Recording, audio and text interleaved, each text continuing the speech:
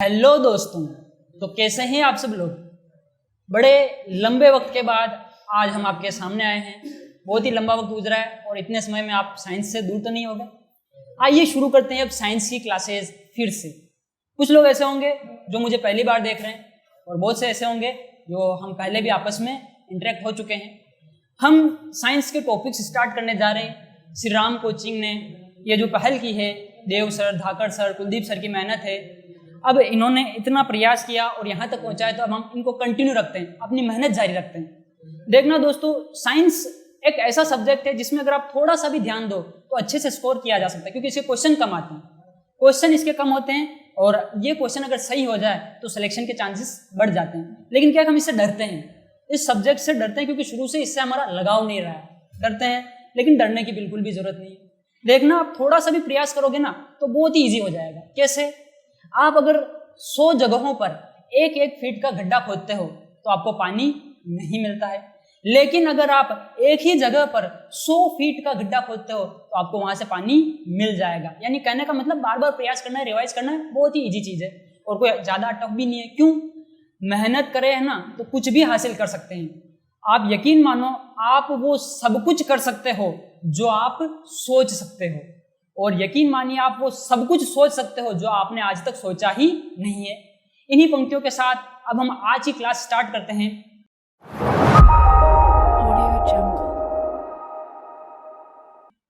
और आज का हमारा जो टॉपिक रहेगा, पहला टॉपिक बहुत ही बेसिक से हम स्टार्ट करेंगे, भौतिक तथा रासायनिक परिवर्तन।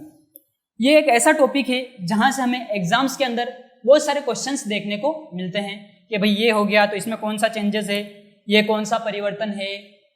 जैसे मान लो सेब को काट के रख दिया तो सेब को काटने से क्या होगा, ये भूरा पड़ जाएगा, कौन सा परिवर्तन हो गया।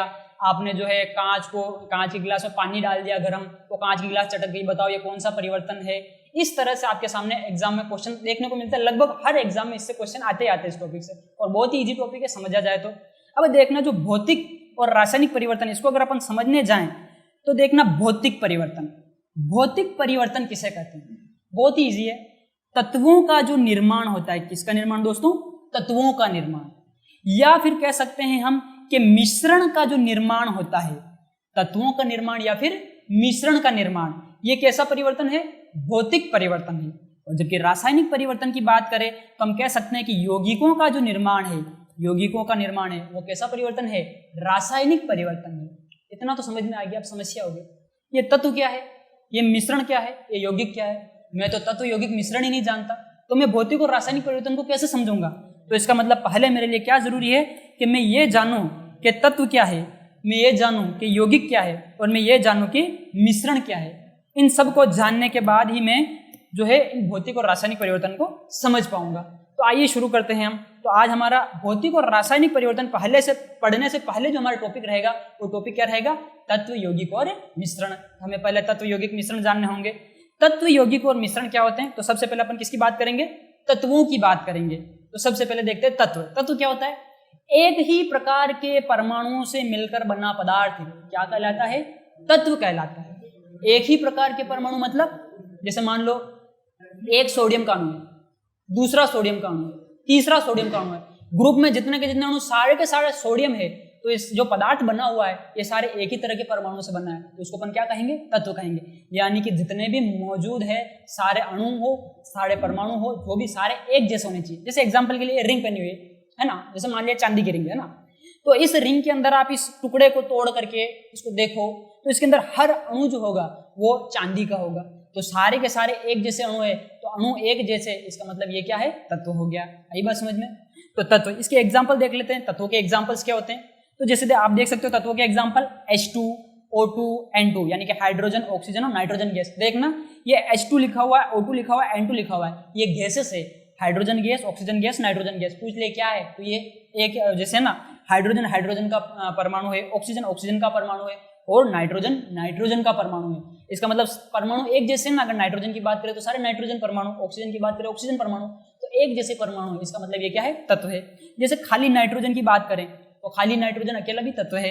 ये हाइड्रोजन, फास्फोरस, ऑक्सीजन, कार्बन, और जैसे इसकी बात करें Fe, आयरन, लोहा जो होता है, तो इसमें सारे जिसमें परमाणु सेम होंगे उसको अपन क्या बोलेंगे, इसको अपन बोलेंगे तत्व। तो तत्व समझ में आ गया, बहुत ही ईजी चीज है, इतना ईजी। एलिमेंट तत्व किसको कहते हैं कि सारे परमाणु एक जैसे हो, उसको क्या कहते हैं दोस्तों, उसको तत्व कहते हैं। तत्व जानने के बाद हम अगला क्या जानेंगे, तत्व के बाद हमारे लिए अगला जरूरी होता है कि यौगिक किसको कहते हैं। तो तत्वों के बाद नेक्स्ट हमारा जो टारगेट रहेगा समझना यौगिक, है ना। यौगिक किसको कहते हैं, देखना यौगिक समझना बहुत ही ईजी है। यौगिक अगर आप हिंदी पढ़ते हो तो हिंदी में आपने पढ़ा होगा यौगिक, इसकी संधि विच्छेद कर लो, योग धन एक, है ना। नटवर सर जानने इसमें संधि विच्छेद सही से हुआ कि नहीं हुआ, समझने के लिए बता रहा हूं मैं, साइंस का बंदा हूं मैं, हिंदी नहीं जानता। यौगिक, योग, योग का मतलब क्या होता है, योग का मतलब जोड़ना, बहुत सारे। योग का मतलब दो या दो से अधिक, लिखा हुआ ना, दो या दो से अधिक, दो या दो से अधिक तत्वों के निश्चित अनुपात में रासायनिक संयोग से बना पदार्थ क्या कहलाता है, यौगिक कहलाता है। देखना इसमें अंडरलाइन करने वाली बात क्या है, दो या दो से अधिक तत्वों के निश्चित अनुपात, अंडरलाइन करने लायक बात है, निश्चित अनुपात। यानी अगर यौगिक का निर्माण होता है तो अनुपात कैसा होना चाहिए, अनुपात निश्चित होना चाहिए। अनिश्चित अनुपात यौगिक नहीं कहलाता, निश्चित अनुपात यौगिक कहलाता है। दूसरा क्या है, रासायनिक संयोग होना चाहिए। अगर रासायनिक संयोग नहीं हुआ तो यौगिक का निर्माण नहीं होगा। जैसे एग्जांपल देते हैं, आप सभी ने पानी जानते हो ना, H2O, जल, जल ही जीवन है ना।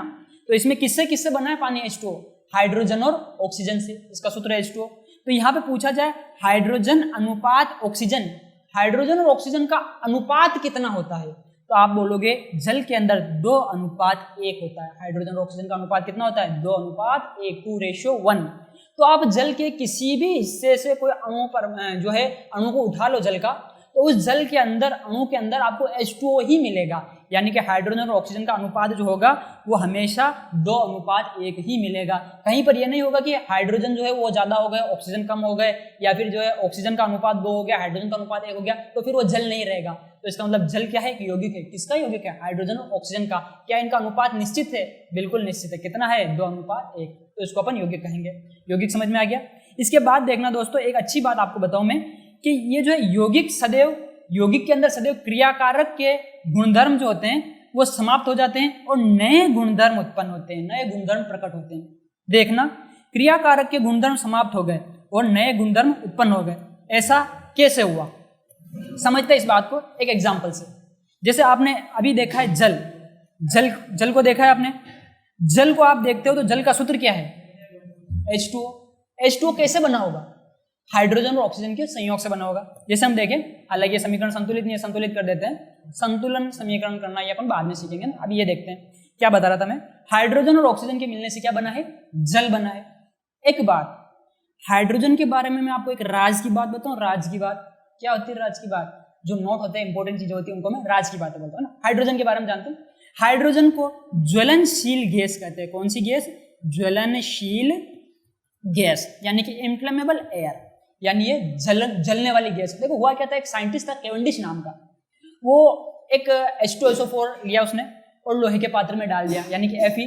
तो Fe ने H2SO4 से अभिक्रिया कर ली और FeSO4 बना दिया, और जो H2 थी वो रिलीज हुई, यानी हाइड्रोजन गैस रिलीज हुई, उसने आग पकड़ ली। तो आग पकड़ने वाली गैस, इसी के आधार पर इसको इन्फ्लेमेबल एयर या फिर ज्वलनशील गैस बोल दिया गया। तो एक क्वेश्चन आपका यहाँ पर भी तैयार हो गया, क्या ज्वलनशील गैस किसको कहते हैं, हाइड्रोजन को ज्वलनशील गैस कहा जाता है। ओके, तो हाइड्रोजन की प्रकृति क्या होती है, ज्वलनशील हो जाती है, जलने लगती है। क्या करने लगती है, जलने लगती है। देखना ऑक्सीजन, ऑक्सीजन के बारे में आप बचपन से पढ़ते आ रहे हो, छोटी क्लासों में बताया होगा, मास्टर जी ने, स्कूल वाले मास्टर जी अक्सर बताते रहते हैं बच्चों, ऑक्सीजन जलाने में सहायक है, ये ऑक्सीकरण करती है। इसका मतलब ऑक्सीजन जो है इसका गुण क्या है, इसका गुण ये है कि ये जलाने में सहायक है। किसमें, जलाने में। अब देखना, ऑक्सीजन जलाने में सहायक है और हाइड्रोजन कैसी है, ज्वलनशील गैस। हाइड्रोजन और ऑक्सीजन दोनों मिल गए तो क्या बन गया, H2O, यानी जल बन गया। आपसे पूछा जाए जल का गुण क्या है, तो जल के बारे में आप बताओ कि कहीं पर भी आग लगी हो, पानी डाल दो, आग बुझ जाएगी। यानी ये जो होता है ये अग्निशामक होता है। ये कैसा होता है, जल अग्निशामक। तो जल अग्निशामक है भैया जी। अब देखना, अग्निशामक है ना, समझना बात को। हाइड्रोजन कैसी थी, ज्वलनशील प्रकृति की थी, इसकी आदत कैसी थी, जलाने वाली आदत थी इसकी। ऑक्सीजन कैसी थी, जलाने में सहायक थी, यानी ये दूसरों को जलाने में मदद करती थी। एक जलती थी, दूसरी जलाती थी। जब दोनों मिल गए तो क्या बना? पानी। और ये क्या करता है? बुझाता है। मतलब अभिक्रिया के पहले तो गुणधर्म अलग थे और जब अभिक्रिया हो गई तब गुणधर्म बदल गए। तो हम कह सकते कि यौगिक के निर्माण के दौरान क्रियाकारकों के गुणधर्म समाप्त हो जाते हैं और नए गुणधर्म उत्पन्न होते हैं। आगे बात समझ में? तो ये यौगिक का निर्माण ऐसे हुआ। एक क्वेश्चन दिमाग में आ रहा है, आखिर ऐसा क्यों हुआ कि ये जलाने वाली थी, ये जलने वाली थी और आज दोनों मिलकर बुझा रहे हैं? ऐसा क्या बदलाव हुआ कि चेंज हो गए? क्यों बदल गए? देखते हैं। एक छोटा सा लॉजिक आपको समझाता हूं, समझना दोस्तों। हाइड्रोजन, ये जो हाइड्रोजन है ना, हाइड्रोजन अगर आप इसकी संरचना बनाओ तो जैसे हाइड्रोजन हाइड्रोजन इस तरह से जुड़े हुए हैं। किससे जुड़े हुए? ये एकल बंध से जुड़े हुए हैं। अब देखना ऑक्सीजन को आप देखो तो ये क्या? ऑक्सीजन डबल बॉन्ड ऑक्सीजन इस तरह से जुड़े हुए हैं ना। O2 जो आप देखते हो ना, हकीकत में इस तरह से होता है, O डबल बॉन्ड O। तो हाइड्रोजन हाइड्रोजन बॉन्ड और ऑक्सीजन डबल बॉन्ड ऑक्सीजन ना। अगर आप पानी की संरचना कहीं पर देखिए हो गलती से छोटी क्लासों में तो देखना पानी की संरचना कैसी होती है? एक ऑक्सीजन, उसके साथ एक हाइड्रोजन और ये दूसरा हाइड्रोजन, इस तरह से ये जल की संरचना है ना। तो अब देखना हुआ क्या हकीकत में, क्यों इसके गुणधर्म बदल गए? इन दोनों के बीच में, हाइड्रोजन हाइड्रोजन के बीच में जो बंध था, हाइड्रोजन हाइड्रोजन बंध, यहाँ पर ऑक्सीजन ऑक्सीजन के बीच में द्विबंध था, दो बंध थे। और जब अभिक्रिया हो गई तो आप देखोगे कि ऑक्सीजन और हाइड्रोजन के बीच में बंध है, ऑक्सीजन और हाइड्रोजन के बीच में बंध है। क्या ये बंध जो हाइड्रोजन हाइड्रोजन के बीच में था यहाँ पर मौजूद है क्या? नहीं है दोस्तों। यहाँ पर हाइड्रोजन हाइड्रोजन बंध है, जबकि यहाँ पर कहीं पर हाइड्रोजन हाइड्रोजन बंध नहीं है। यहाँ पर आप देखोगे ऑक्सीजन ऑक्सीजन बंध है। क्या आपको यहाँ कहीं ऑक्सीजन ऑक्सीजन बंध नजर आ रहा है क्या? नहीं है। यहाँ पर जल के अंदर ऑक्सीजन ऑक्सीजन बंध नहीं है, यानी पुराने बंध तो टूट गए, पुराने बंध तो टूट गए और नए बंधों का निर्माण हुआ। इसीलिए इनके रासायनिक गुणधर्म क्या हो गए दोस्तों? चेंज हो गए। तो समझने लायक बात है कि रासायनिक गुणधर्म इनके चेंज क्यों हो जाते हैं, इनके गुणधर्म चेंज क्यों हो जाते हैं? इनके पुराने बंध टूट जाते हैं और नए बंधों का निर्माण होता है, इस वजह से ये होता है। आगे बात समझ में? देखो, पुराने रिश्ते टूट गए, पुराने रिश्ते टूट गए और नया रिश्ता बना। तो क्या पुराने रिश्ते टूटे और नए रिश्ते बने तो बात वो की वो रहेगी? नहीं भैया, रिश्ता वही, सोच नहीं। यहाँ पर ऐसा नहीं चलता है। यहाँ पर अगर रिश्ता नया है तो सोच भी नहीं होगी। आगे बात समझ में? तो ये हम समझ सकते हैं हाइड्रोजन ऑक्सीजन क्रिया करके क्या बनाते हैं? हाइड्रोजन ऑक्सीजन जल बनाते हैं। और जल के बारे में जो है आपने समझ लिया कि किस तरह से हाइड्रोजन ऑक्सीजन की प्रकृति अलग थी और जल की प्रकृति अलग थी। अभी देखना एक और क्वेश्चन एक और बताता हूं आपको ना।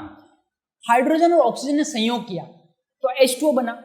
ये भी तो हो सकता था कि H2O2 बन जाता। तो देखना होता है ऐसा भी, अभिक्रिया ऐसे भी करवाते हैं, जो है ना अलग परिस्थितियों में अभिक्रिया होती है। तो हाइड्रोजन और ऑक्सीजन को अभिक्रिया करके अगर H2O2 बना दे तो अब आप इसको जो है इसको जल नहीं बोल सकते। ये जल नहीं है, H2O2 जल नहीं है, पानी नहीं है। ये तो क्या है? हाइड्रोजन पेरोक्साइड है, हाइड्रोजोल है, मेडिकल पे मिलता है, कान साफ करने का काम आता है ना, ये वो चीज नहीं है जल। तो समझना भैया जी, हाइड्रोजन ऑक्सीजन का रासायनिक संयोग बदला तो इनके सारे के सारे गुणधर्म ही बदल गए। आगे बात समझ में? आगे बढ़ते हैं, चलो नेक्स्ट। अब अपन समझते हैं मिश्रण क्या होता है ना। मिश्रण बहुत ईजी, मिश्रण दो या दो से अधिक तत्वों के या यौगिकों के या दोनों के किसी भी अनुपात में एक साथ पाए जाने से मिश्रण का निर्माण होता है। समझना बात को, कैसे क्या होता है?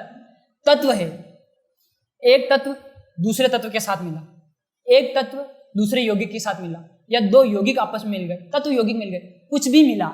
बात कुछ इस तरह से हुई कि तत्व तत्व मिल गए या तत्व यौगिक मिल गए या यौगिक यौगिक मिल गए, लेकिन इनका जो रासायनिक संगठन था वो निश्चित नहीं रहा, इनका अनुपात निश्चित नहीं रहा।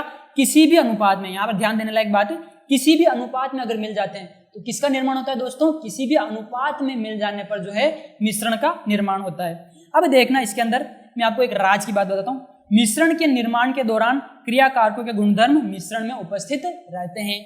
समझना, राज की बात का मतलब होता है नोट, है ना। जो मैं भी नोट लिखाता हूँ ना उसको मैं राज की बात के लिए ऐसे लिख देता हूँ। आदत है मेरी, पुरानी आदत है, जाती नहीं है। देखना दोस्तों, हाँ देखना, आपने क्या किया? पानी लिया, एक गिलास पानी लिया। इस पानी के अंदर आपने क्या किया? शक्कर डाल दी। ये लो भैया जी शक्कर, चीनी आजा, चीनी कहाँ गई? चीनी, शक्कर डाल दी। ओके, तो शक्कर डाल दी। पानी के अंदर आपने शक्कर डाली, पानी और शक्कर का घोल तैयार हो गया। अब जब आप इस घोल को पियोगे तो आपको मिठास महसूस होगी कि नहीं होगी? शक्कर का क्या गुण था? मीठा होना। क्या वो जो पी रहे हो उसमें आपको मिठास महसूस हो रही कि नहीं हो रही? हो रही है। तो क्या पुराना वाला गुणधर्म मौजूद है कि नहीं है? बिल्कुल मौजूद है।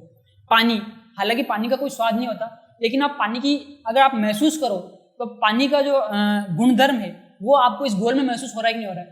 तो पानी के गुणधर्म इस घोल में महसूस हो रहे हैं। और अगर पानी के गुणधर्म महसूस हो रहे हैं मतलब पहले जो बातें थी वही बातें अब हो रही है, पुराने गुणधर्म अभी भी प्रकट हो रहे हैं। और अगर ऐसा होता है कि पुराने गुणधर्म प्रकट होते हैं, इसका मतलब किसका निर्माण हो गया दोस्तों? ये मिश्रण का निर्माण हो गया। मिश्रण का निर्माण हो गया। और अब मिश्रण भी हम समझ चुके हैं ना, जैसे नमक शक्कर का घोल हो गया, ये मिश्रण हो गया। ये मान लो आपका आपने रेत में जो है मिर्च मिला दी तो क्या है? तो ये भी मिश्रण है। आपने क्या किया? दूध के अंदर पानी मिला दिया तो ये भी मिश्रण है। किसी भी अनुपात में अगर मिल जाए तो वो मिश्रण है ना। अब अपन आते हैं अपने टॉपिक की तरफ, भौतिक तथा रासायनिक परिवर्तन। अब अपन आसानी से समझ लेंगे ना भौतिक और रासायनिक परिवर्तन। हालांकि मैं पहले भी बता चुका हूँ, भौतिक और रासायनिक। भौतिक परिवर्तन किसे कहेंगे? तत्वों का निर्माण और मिश्रण का निर्माण, ये जो होगा ये आपका भौतिक परिवर्तन कहलाएगा। और अगर किसी यौगिक का निर्माण होता है तो ये क्या कहलाएगा? आपका रासायनिक परिवर्तन कहलाएगा। स्टार्ट करते हैं भौतिक परिवर्तन। भौतिक परिवर्तन के लिए सबसे पहले आपको क्या कैसे कैसे भौतिक परिवर्तन होता है? सबसे पहले नंबर 1 पर आपको ध्यान रखना है तापीय प्रसार।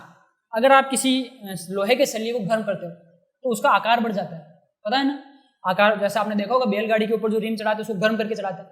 तो तापीय प्रसार का मतलब होता है उसमें प्रसार, तापीय प्रसार गर्म करके उसके आकार में वृद्धि करना है, ठंडा करके उसके आकार में कमी करना है ना, इस तरह से। तो आप उसमें प्रसार या तापीय प्रसार करते हो तो उनका आकार आयतन बढ़ जाता है।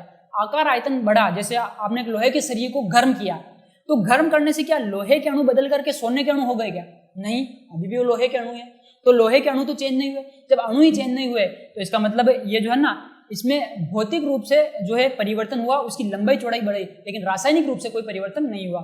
इसको अपन भौतिक परिवर्तन कह सकते हैं। समझना बात को। रासायनिक परिवर्तन कब कहेंगे? जब रसायन चेंज हो, उसके अंदर अणु परमाणु कुछ चेंजिंग आ जाए। और यहाँ पर देखना, आप गर्म कर दो, ठंडा कर दो, कुछ कर दो, उससे फर्क थोड़ी पड़ता है क्या हो रहा है। सिर्फ आकार आयतन वगैरह बढ़ जाते हैं और कुछ भी नहीं होता है। अब आप देखना, उदाहरण के लिए मैं आपको बता दूं, तापीय प्रसार का उदाहरण, गर्म पानी डालने पर कांच की गिलास चटक जाती है। ये अक्सर पूछा जाने वाला क्वेश्चन है कि आपने अगर सर्दियों में देखा भी होगा, अगर आप होटल वगैरह में कहीं पे चाय पिए हो तो उस चाय जो गिलास होती है कांच की, उसमें भरने से पहले उन गिलासों को हल्के से गर्म पानी से धो लेते हैं, गर्म पानी में डाल के रखते हैं।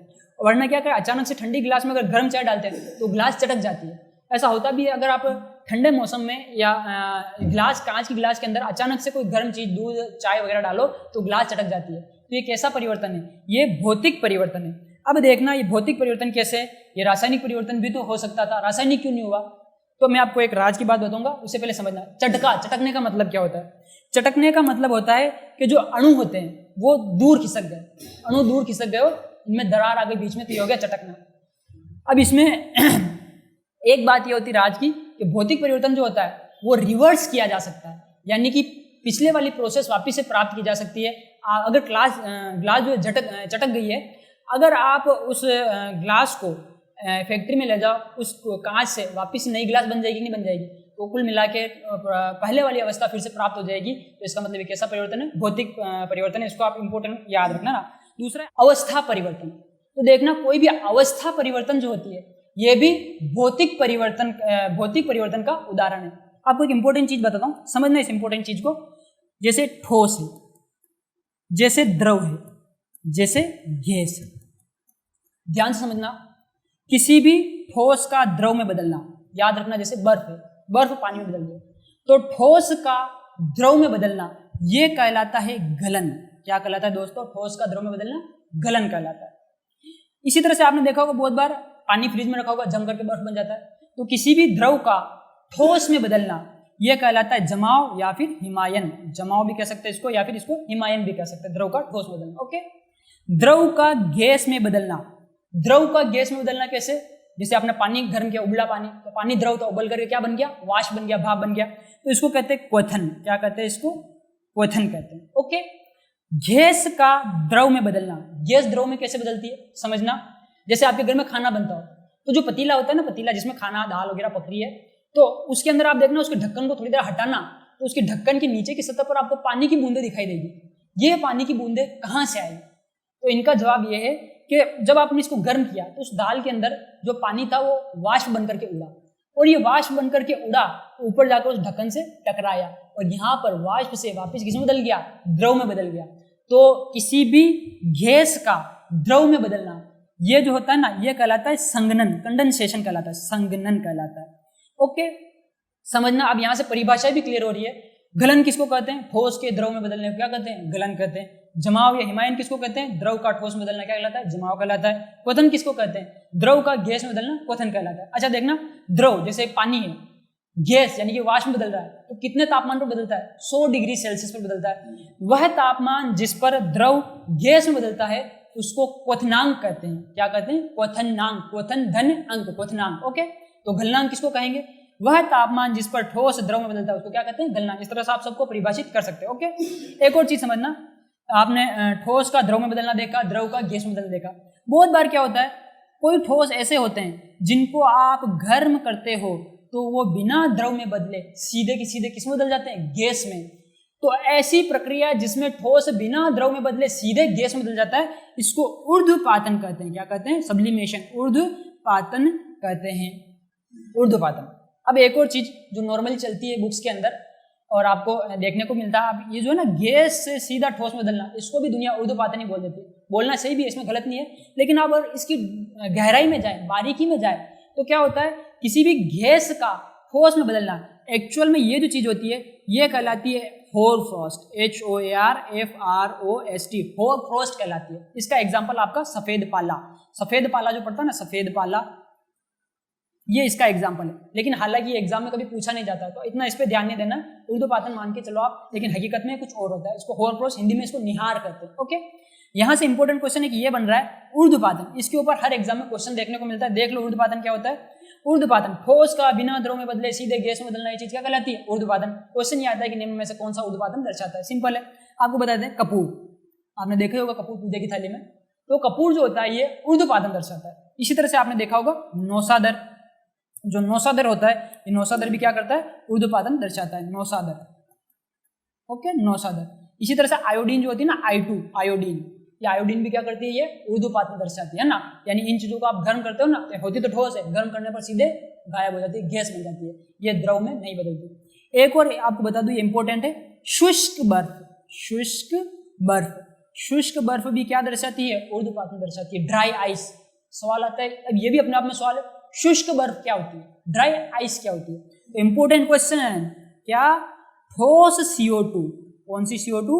ठोस CO2। आप जानते हो CO2 गैस होती है, लेकिन इस CO2 को इतना संपीड़ित किया जाए कि ठोस बन जाए, इतने कम तापमान पर रखा जाए कि ठोस बन जाए, तो उस ठोस CO2 को शुष्क बर्फ कहते हैं। ठोस होती है शुष्क बर्फ। इसको आप नॉर्मल टेम्परेचर पर जब लेके आते हो ना, तो ये बिना द्रव में बदले सीधे वापस से गैस में बदल जाती है ना। तो पूछा जाता है कि ठोस CO2 ऊर्ध्वपातन दर्शाती है कि नहीं दर्शाती है? बिल्कुल दर्शाती है, ठोस CO2 ऊर्ध्वपातन दर्शाती है। ये जो चीजें कपूर, नौसादर, आयोडीन, ठोस CO2, ये सारे के सारे जो है ऊर्ध्वपातन दर्शाने वाले, इनके ऊपर क्वेश्चन बनता है। और सबसे इंपॉर्टेंट क्या है? ठोस CO2 वाला, ये आप याद रखोगे। अब समझना, अपन अवस्था परिवर्तन की बात कर रहे थे। अवस्था परिवर्तन जो है, ये अवस्था परिवर्तन किसका उदाहरण है? भौतिक परिवर्तन का उदाहरण, भौतिक परिवर्तन का उदाहरण। देखना, आपसे पूछ ले, ये ठोस द्रव में बदल गया, बताओ कौन सा परिवर्तन है? भौतिक परिवर्तन। द्रव गैस में बदला, गैस द्रव में बदली, ठोस द्रव में बदला, इस तरह से घुमा घुमा कहीं से भी पूछे, आप सीधा कंसेप्ट ध्यान रखो। अवस्था परिवर्तन अगर हो रही है तो ये कैसा परिवर्तन है? ये भौतिक परिवर्तन है, ये रासायनिक परिवर्तन नहीं है। ओके, और यहाँ से जो मैंने आपको ये डायग्राम बनाई है इंपॉर्टेंट है, आप चाहो तो इसको नोटबुक में भी बना सकते हो। यहाँ से बहुत सारे क्वेश्चन आते हैं कि गलन किसको कहते हैं, जमाव किसको कहते हैं, तो आप परिभाषा खुद से बना सकते हो कि ठोस का द्रव में बदलना गलन कहलाता है, द्रव का ठोस में बदलना जमाव कहलाता है, द्रव का गैस में बदलना क्वथन कहलाता है, इस तरह से। ओके, तो ये हो गया आपका अवस्था परिवर्तन। ये भी क्या है? भौतिक परिवर्तन। उम्मीद करता हूँ आपको भौतिक परिवर्तन समझ में आ गए होंगे। एक बार फिर से रिवाइज कर लेते हैं, भौतिक परिवर्तन क्या होते हैं। भौतिक परिवर्तन, कहीं पर भी अवस्था परिवर्तन होती है तो वो भौतिक परिवर्तन है। और दूसरा, कहीं पर भी अगर आप देखते हो कि तापीय प्रसार होता है, आकार आयतन वगैरह बदलते हैं, ये भी क्या है? भौतिक परिवर्तन है। अब हम अगली स्लाइड की ओर बढ़ते हैं। अगली स्लाइड, यहाँ पर एक राज की बात और बता दूं मैं आपको।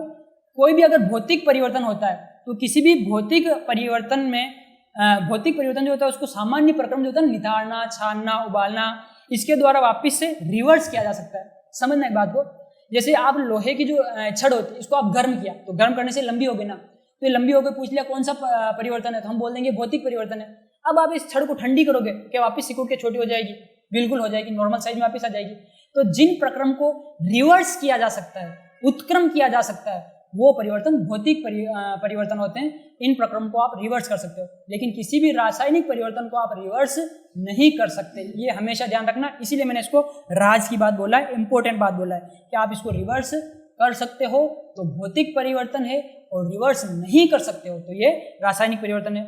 और ये इंपॉर्टेंट एक और चीज ध्यान रखनी है कि सामान्य भौतिक प्रक्रम, एक और बात, सामान्य भौतिक प्रक्रम द्वारा ही रिवर्स होना चाहिए। सामान्य भौतिक प्रक्रम क्या होते हैं? छानना, नितारना, आसवन, वाष्पीकरण। छानना, जैसे छान दो ना, आप मान लो कि बड़े बड़े पत्थर है, इसके अंदर थोड़ी सी मिट्टी डाल दी, अब मिट्टी डाल दी, इसको वापस छानोगे तो मिट्टी और वापस बड़े पत्थर अलग हो जाएंगे, ये छानना। निथारना, आप जानते हो, जैसे चावल के अंदर पानी डाल दिया, अच्छे से धो लिया, फिर आप पानी को ऐसे निथारते, दोनों अलग हो गए, वापस नॉर्मल कंडीशन आ गए ना। इसी तरह से आसवन क्या होता है? जैसे भाप होती है, इसको आप ऊपर इकट्ठा कर दो, और फिर जैसे आसवन से शराब वगैरह बनाई जाती है, वो प्रोसेस सारी आप जानते हो। ये जो आप नॉर्मल कंडीशन देखते हो, ये सामान्यतः ये सारे रिवर्स होने वाले, ये क्या कहलाएंगे? रिवर्स होने वाले जो भी होंगे वो भौतिक परिवर्तन कहलाएंगे। इसके बाद हम नेक्स्ट क्या पढ़ेंगे? रासायनिक परिवर्तन क्या होते हैं, या फिर भौतिक परिवर्तन के उदाहरण देख लेते हैं। उदाहरण क्या है? जैसे नमक का जल में घुलना, चाहे नमक बोल दे, शक्कर बोल दे, कुछ भी बोल दे, अगर जल में घुल गया, किसी में घुल गया, आप देखना हमेशा जरूरी नहीं है कि कोई भी चीज किसी में घुल जाती है भौतिक परिवर्तन नहीं होगा। समझना, अपने को समझ में आना चाहिए। अगर नमक को जल में घोला तो क्या हम नमक और जल को वापस अलग कर सकते हैं?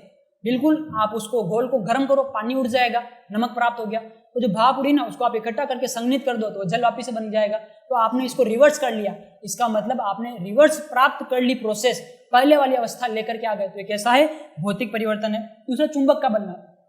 देखना चुंबक का बनना कैसे होता है समझना। आपने कभी बचपन में किया होगा, सुई को आप चुंबक के ऊपर रगड़ते हो तो सुई में भी चुंबकीय गुण आ जाते हैं, क्योंकि वो डोमेन की व्यवस्था कुछ इस तरह से हो जाती है। इसका कंसेप्ट हम बाद में सीखेंगे कैसे चुंबक बनते हैं, लेकिन समझना सुई में भी चुंबकीय गुण आ जाते हैं। तो चुंबकीय गुण आ गए तो क्या चुंबक सदा के लिए सुई बन गई? जो सुई है सदा के लिए चुंबक बन गई क्या? ऐसा नहीं है। सुई जो है सदा के लिए चुंबक नहीं बनी, थोड़ी देर बाद वापस से डोमेन अपनी पहले वाली अवस्था में आ जाएंगे तो फिर से अपना चुंबकीय गुण खो देगी। इसलिए अगर किसी भी चुंबक का निर्माण हो रहा है तो पहले वाली अवस्था फिर से प्राप्त की जा सकती है। तो ये कैसा है? ये भौतिक परिवर्तन है। अब देखना, किसी कुंडली में, परिनालिका में धारा प्रवाहित करके भी इस तरह से किया जा सकता है। तो किसी भी तरीके से परिनालिका हो, टोरॉइड हो, किसमें भी अगर धारा प्रवाह करके किसी भी और तरीके से अगर चुंबक का निर्माण हो रहा है और आप सोचो कि किसी भी तरह से पहले वाली अवस्था अगर फिर से प्राप्त की जा सकती है तो ये क्या होगा? ये भौतिक परिवर्तन होगा। सोने का पिघलना, जैसे मान लो सोना, तो इसी मैंने ऐसे बता दिया, लोहे का पिघलना, चांदी का पिघलना, तांबे का पिघलना, ये पिघलेंगे तो वापस जमेंगे भी तो सही।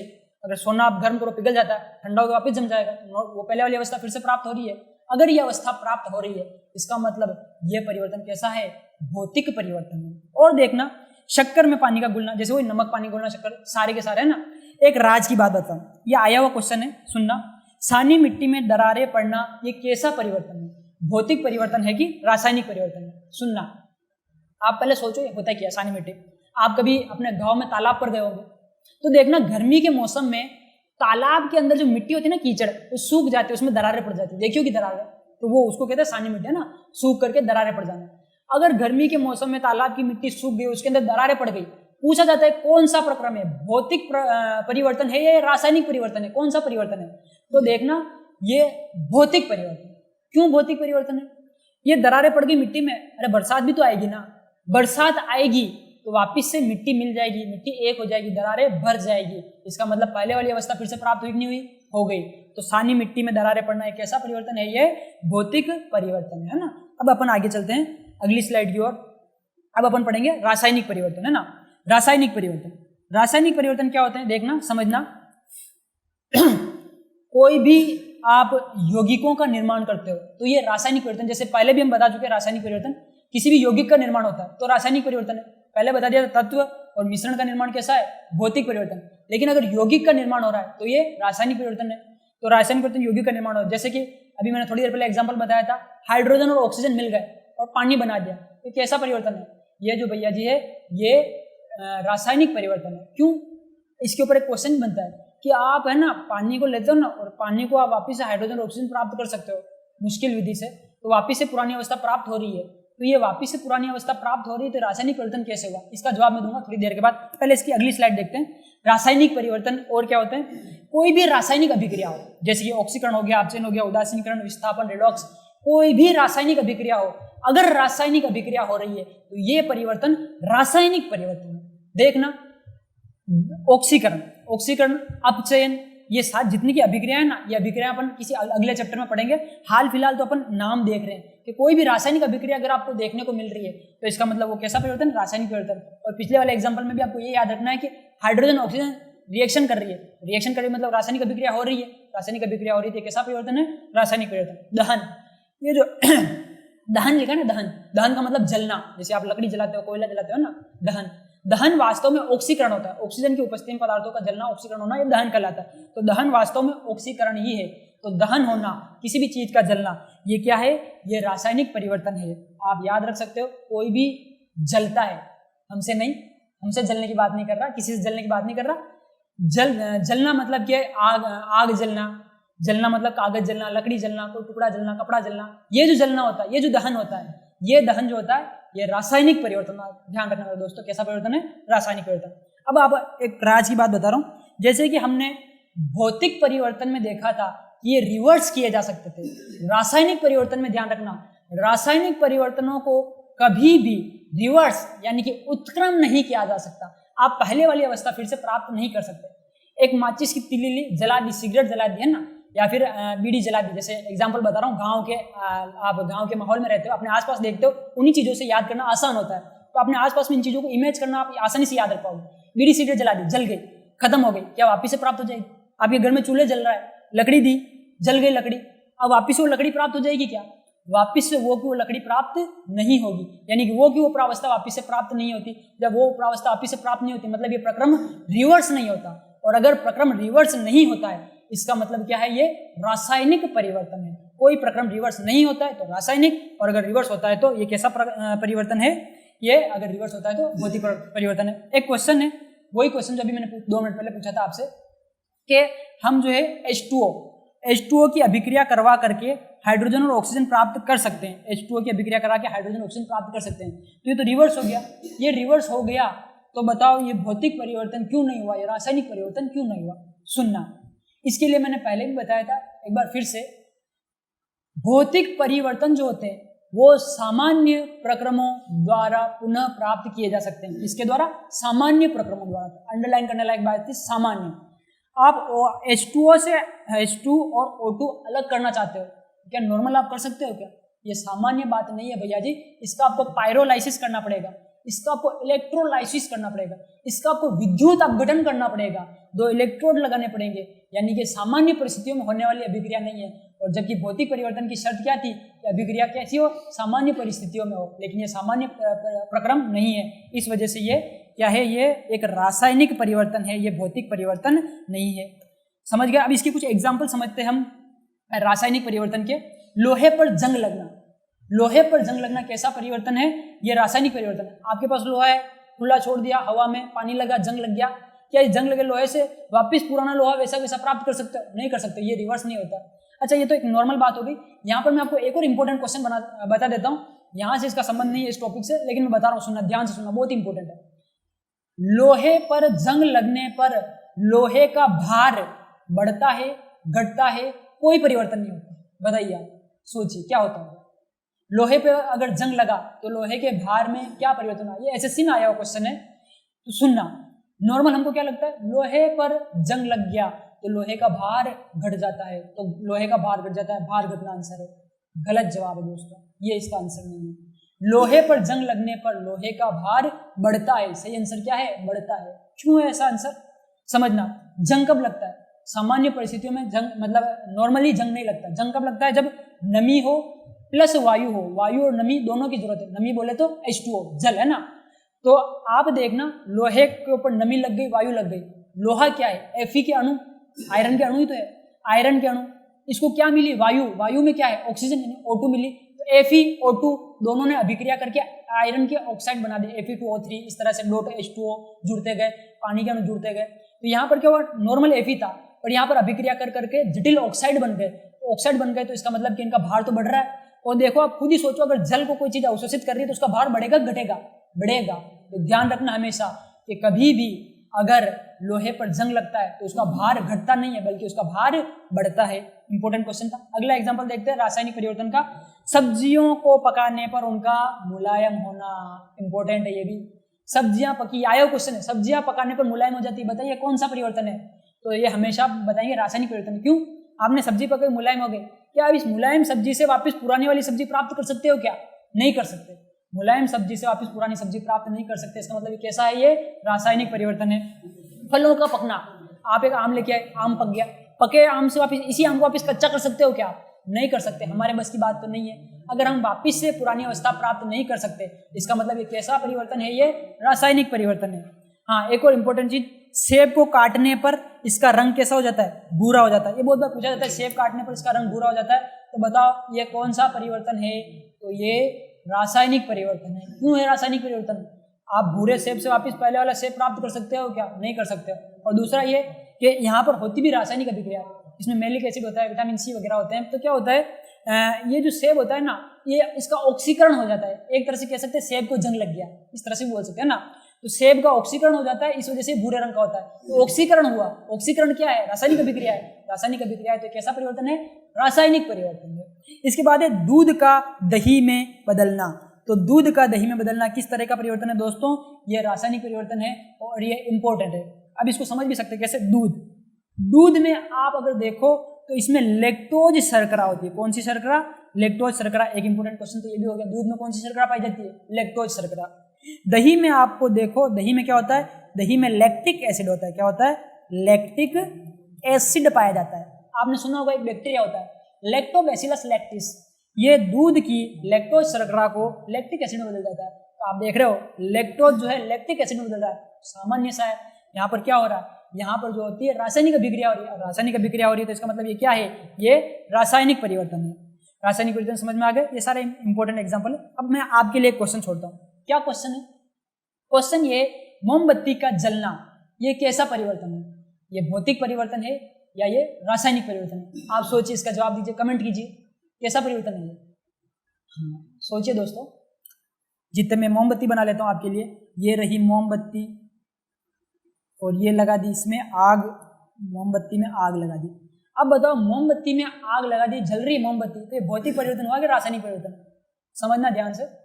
मोमबत्ती में आग लगी मतलब जल रही है, जलना मतलब दहन बोले तो रासायनिक अभिक्रिया, ऑक्सीकरण। तो बताओ रासायनिक अभिक्रिया हुई कि नहीं हुई? रासायनिक अभिक्रिया हुई।